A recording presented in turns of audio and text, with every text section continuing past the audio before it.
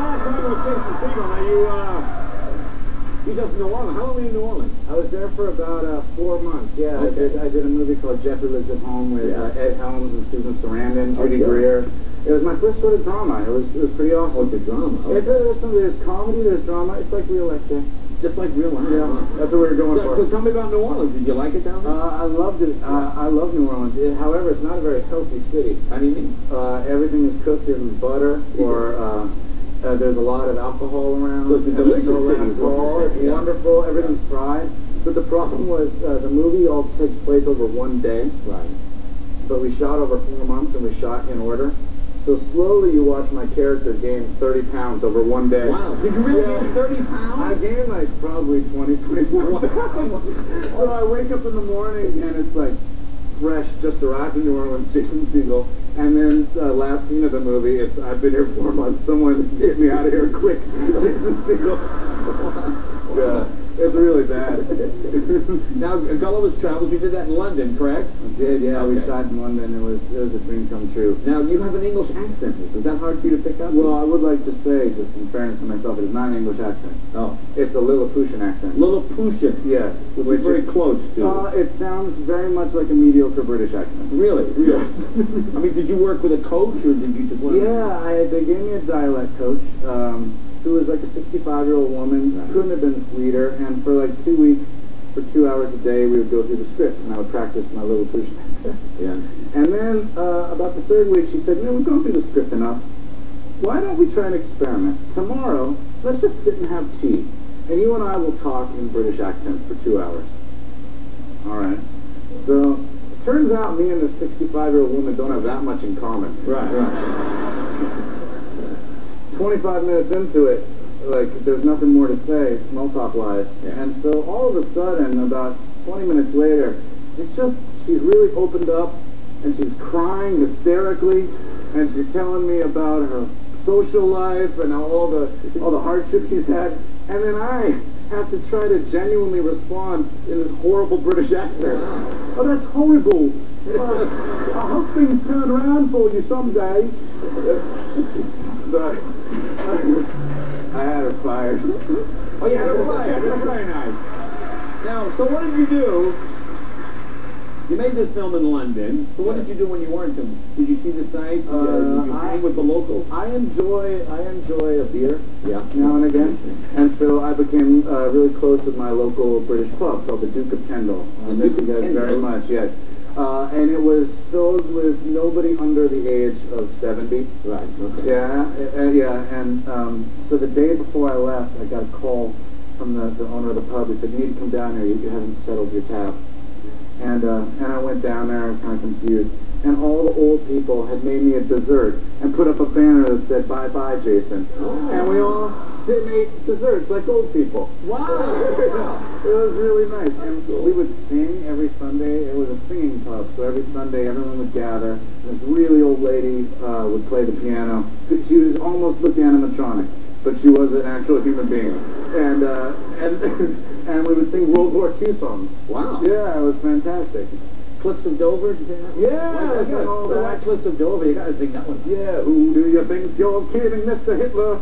I'm like, who do you think you're kidding, Mr. Hitler? I like the English under. Who do you think you're kidding, Mr. Hitler? I'm waiting for the remix. So Jack Black, you hang with Jack too? Yeah, well, this was, my dream has been to work with Jack for a long time. He actually gave me my first writing job when I was 20 years old. I didn't know that. Yes, yeah, absolutely. When I was just a kid, he had no reason to help me out, but he did. He's a great guy. And so we've been trying to work together for a long time, and I think that's what's the most fun for me about the movie is it's kind of a buddy comedy. Yeah. You know, it's me and Jack Black who've been dying to work together for a long time, getting to work together. Well, let's set up the clip. Now, everybody knows the story, Gulliver's Travels, right? Jack Sure. is a giant in the land of the little people. Yes, and I loved reading it. And who do you play? I play Horatio, the tallest tiny person. The tallest tiny yes, person. in the movie. And when Jack Black arrives, I'm a prisoner for flirting with Emily Blunt, who is the princess, and I'm just a commoner. And so Jack tries to teach me the ways of love. Take a look. I noticed you had a little eye contact with the princess. How's it going? Good, Jack. I think it's been so well within 2 to 4 years. You may Did he speak to me? Whoa, whoa, whoa, whoa. Hold your horses. Oh, thank God. Thank you. You can't woo a lady by hoping she'll deign to speak to you. To land a princess, you got to employ some grade A courtage. Could you teach me? This courtage thing you speak. Yeah, I can teach you some of my moves. Yes. Thank you. If you beat me back home. Okay, I need a On your stop. mark, get set, go. Go Travels opens Christmas Day. Jason, nice job. Thank you very much. Be right back with the Top Gear Boys right after this.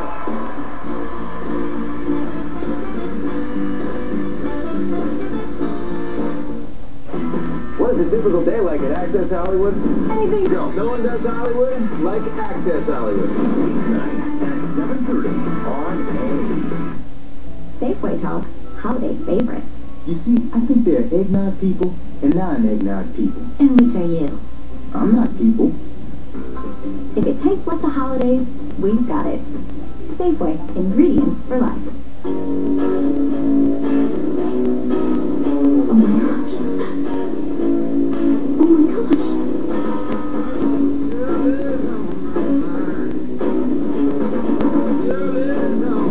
You know her.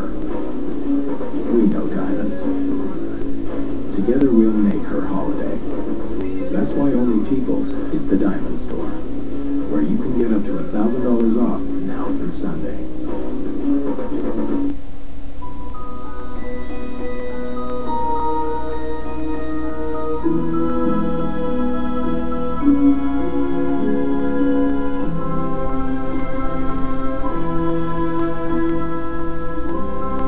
With up to 60% less on brand new gifts, you can afford to spoil everyone on your list this holiday season. Winners and HomeSense, your Christmas is covered. This is going to be quite the ride. What am I supposed to do?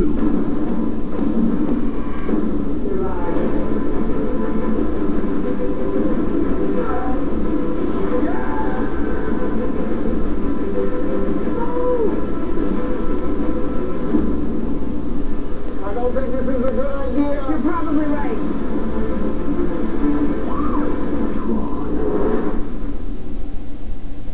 To introduce Wendy's Natural Cut Fries with Cecil, we've set up a human chain from coast to coast.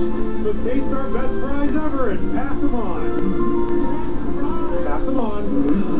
Share the news. We only use whole roasted potatoes and sprinkle it with sea salt for a taste as real as it gets. Oh, come on! Come on! Come on! Finally a firework! Yay!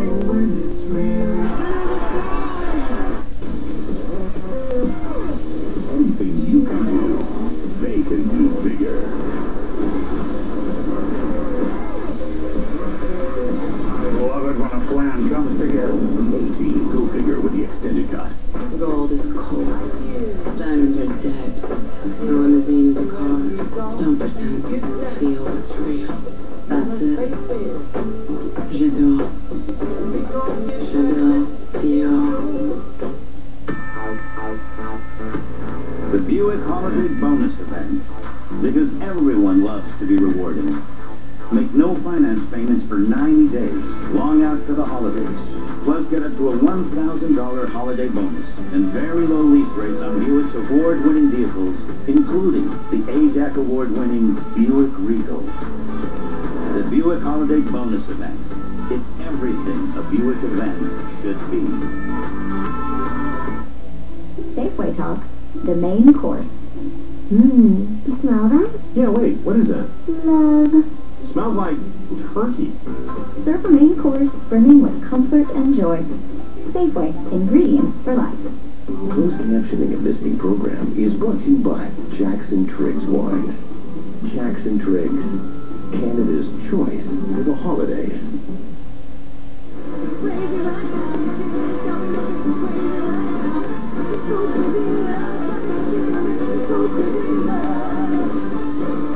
Alright, my next guest, the host of Top Gear, a new series that has Sunday nights on History Channel. Please welcome Rutledge Wood, Tanner Faust, and Adam Ferrara.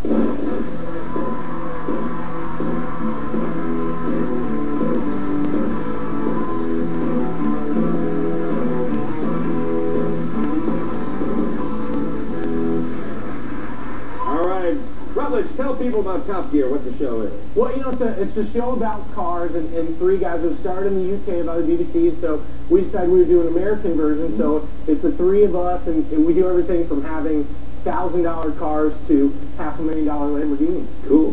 Now, you're all car guys. Tell us your background, Ken. Yeah, well, I've been lucky. I've been racing for about 15 years, and I get to drive just a lot of fun stuff. But, you know, we all come from different car backgrounds. And like everybody, it starts when you're 3 years old and your dad's driving you around, and you just get hooked from that point. Right. And after you're a comic, so... if you want to spend time with my father, you need to talk about cars and football, and after that it's just grunts. Yeah, exactly, yeah. So, we were in the garage working on cars with my father, and Jay, when I say working on cars, he would do it, and I would hold the light. Right, exactly. Yeah, which is the peak of my mechanical ability. That's good. That's good. Well, a couple of cars good on the show. Now, Tanner, tell us about driving the ski slope. This was unbelievable. Oh, the stunt you did. I mean, I grew up a skier, so I grew up in the mountains. Right. And so, you know, I always dreamed I'd sit on the chairlift seeing a slope and thinking how cool it would be to drive a car down that slope. So that's kind of what we get to do at the show, is take the 13-year-old dreams that you had and then do it. Now, what's this clip was in? You're racing a skier? Yeah, with two skiers actually. So it's about a 7-mile drive, and I take a shortcut through the mountains. So this is a Mitsubishi Evo. It's an all-wheel drive car. Those are the skiers, and they're kind of dressed like Skittles. I think that was the thing in the 80s or something. But so it's I mean, it's a real steep mountain. It's a powder day. You can see it's just killer driving through there. I almost killed the orange one. Yeah. I like how you wave. Yeah. I mean, it's a friendly, it's courtesy, really. But, yeah, I mean, he jumps over me. It was like a foot of powder. It was awesome. It's just cool. So, what's everybody's first? Did you win, by the way? Absolutely. Yeah, you killed the skier, that's why. First car, what was your first, Adam, what was your first car? I was on the Dead Relative Inheritance Program.